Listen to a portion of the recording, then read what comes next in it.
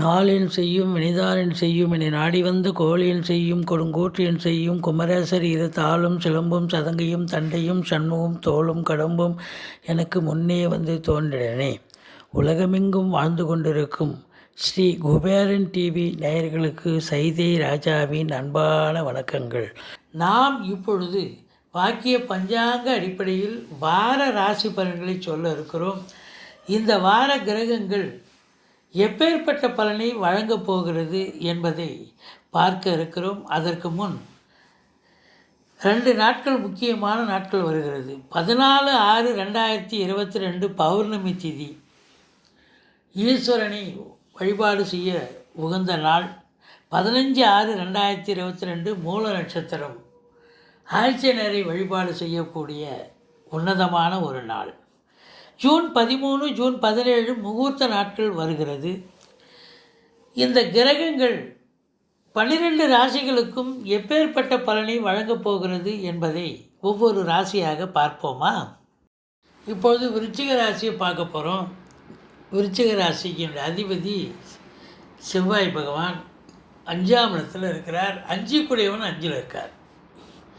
இந்த விருச்சிக ராசிக்கு ரொம்ப யோகமான ஒரு வாரம் அப்படின்னே சொல்லலாம். எப்போவுமே ராசிநாதன் நல்ல இடத்துல இருக்கணும். 5ஆம் இடத்து அதிபதி 5ல் ஆட்சி பெற்றிருக்கார். 2க்கும் உடையவரும் அவர் ஆயிடுறார். 9ஆம் வீட்டையும் குரு பகவான் பார்க்குறார். 11ஆம் வீட்டையும் குரு பகவான் பார்க்குறார். விருச்சிக ராசிக்கு இன்னும் இதை விட ஒரு சிறப்பு, ஒரு முத்தாய்ப்பு வேறு என்னங்க வேணும்? சந்தோஷமான ஒரு வாரம் இந்த விருச்சிக ராசிக்கு. ஆனால் ஒரே ஒரு மைனஸ் இருக்குங்க, கண்டிப்பாக இருக்குது.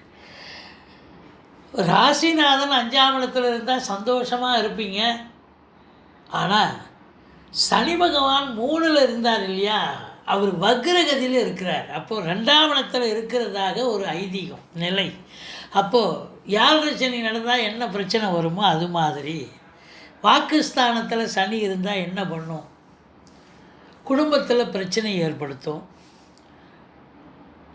வாக்கு சம்பந்தப்பட்ட தொழில் செய்யக்கூடிய அன்பர்கள் கொஞ்சம் உஷாராக செய்யக்கூடிய ஒரு நிலை இருக்கிறது. அதாவது இந்த யூடியூப் தொழில் நடத்தக்கூடிய அன்பர்கள் இருக்காங்க இல்லையா, இவங்கெல்லாம் கொஞ்சம் எச்சரிக்கையாக பேசணும், எச்சரிக்கையாக செயல்படணும். பணம் பல வகையில் வரும், பையை நிரப்பும். ஏன்னா 11ஆம் வீட்டை குரு பகவான் பார்க்கிறார். இருந்தாலும் 2ஆம் இடம் சனி சம்பந்தம் ஏற்படுகிறது. அப்போ கொடுக்கல் வாங்கல் ஏதாவது பிரச்சனை வரும். கொடுக்கல் வாங்கல் பண்ணாதீங்க, எச்சரிக்கையாக இருங்க. குடும்பத்தில் ஏதாவது கணவன் மனைவி ஒற்றுமை இருக்கிறீங்களோ இல்லையோ, மற்ற குடும்ப உறுப்பினர்கள் கொஞ்சம் பார்த்திங்கன்னா கொஞ்சம் ஒற்றுமை குறைவு ஏற்படும். ஏன்னா 7ஆம் இடத்து அதிபதி சுக்கிரன் வேறு உங்களுக்கு 6ஆம் இடத்துக்கு வந்துட்டார். அப்போ கணவன் மனைவிக்குள்ளும் கருத்து வேறுபாடு இருக்கும்.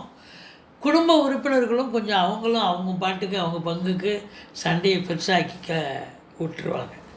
இப்படி விருச்சிக ராசிக்கு எல்லா நிலைகளிலும் சிறப்பான ஒரு வாரமாக இருந்தாலும் இந்த சனி பகவான் 2ல் இருந்தால் என்ன செய்வாரோ, குடும்பத்தை பிரிப்பார், சண்டை சச்சரவு ஏற்படுத்துவார், கணவன் மனைவிக்குள்ளே ஒற்றுமை இருக்காது, குடும்பத்தில் அமைதி இருக்காது அப்படிங்கிற ஒரு கான்செப்ட் வந்துடும். இதனால் நீங்கள் கொஞ்சம் எச்சரிக்கையாக இருந்தீங்கன்னா போதும். மற்றபடி இந்த விருச்சிக ராசி அன்பர்களுக்கு ஒரு பொற்காலம் அப்படின்னே சொல்லலாம். சாப்பிட்றத தவிர வேறு எதுக்கும் வாயை தரக்கூடாது அப்படின்ற அளவுக்கு இருந்துட்டிங்கன்னா நிச்சயமாக பாதி பிரச்சனை அதிலே உங்களுக்கு சால்வ் ஆகிடும். இப்போ பாருங்கள், 3ஆம் இடத்துல சனி பகவான் இருக்கிறார், அவர் வக்ரகதியில் இருக்கிறார். அப்போது இளைய சகோதரன் கூட உங்களுக்கு எதிராக திரும்பக்கூடிய ஒரு காலகட்டமாக இது மாறும். கொஞ்சம் எச்சரிக்கையாக தான் இருக்கணும். எடுக்கிற முயற்சிகள் கொஞ்சம் ஸ்டபனாக எடுங்க. காலதாமதம் எடுத்தாலும் அது 100% வெற்றி வாய்ப்பை பெறும். 2 கூடையவன் 5ல் ஆட்சி நிலையில் இருக்கிறார். ஆனால் 2ஆம் இடத்துல சனி சம்பந்தம் ஏற்படுகிறது. 5 கூடையவன் 5ல் இருக்கிறார். பூர்வ புண்ணிய ஸ்தானாதிபதி வலு கூடுகிறது.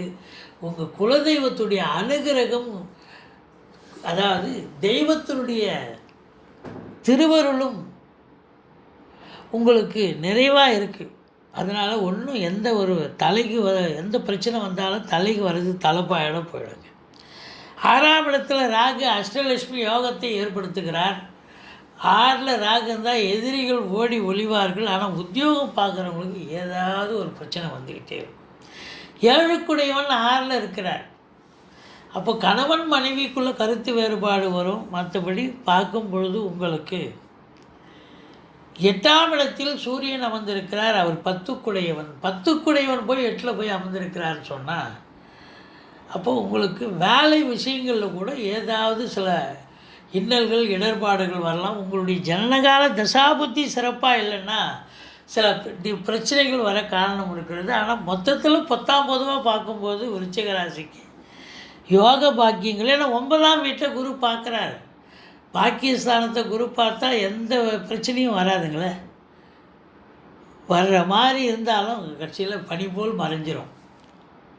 அதனால் வெளிநாடு செல்லக்கூடிய அன்பர்கள் கூட தாராளமாக போகலாம். தந்தையால் நல்லது நடக்கக்கூடிய ஒரு சூழல் இருக்கிறது.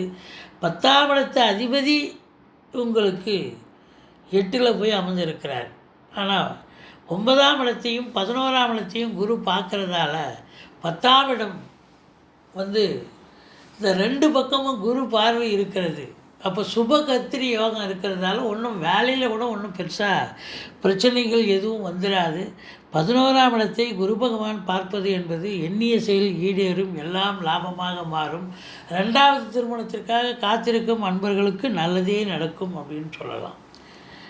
பாருங்கள், 12ல் உங்களுக்கு கேது பகவான் இருக்கிறார். தூக்கம் வராது, ஆனால் தெய்வ கடாட்சம் உண்டு. தெய்வீக காரியங்களுக்கு சென்று வருவீர்கள் அப்படின்னு சொல்லலாம். ஆனால் மொத்தத்தில் பார்க்கும்போது சில இடர்பாடுகள் இருந்தாலும் பெருவாரியாக பார்க்கும் பொழுது விருச்சிக ராசிக்கு இந்த வாரம் சூப்பராகவே இருக்குங்க. நீங்கள் வணங்க வேண்டிய தெய்வம் அப்படின்னு பார்த்தீங்கன்னா ஈஸ்வரனை வழிபாடு செய்யுங்கள், பெருமாளை போற்றுங்கள். ஸ்ரீ குபேரன் டிவியை பார்த்தமைக்கு நன்றிகள். மேலும் இது போன்ற தகவல்களை தெரிந்து கொள்ள ஸ்ரீ குபேரன் டிவியை சப்ஸ்கிரைப் செய்யுங்கள். மறக்காமல் பெல் ஐக்கானை கிளிக் செய்யுங்கள்.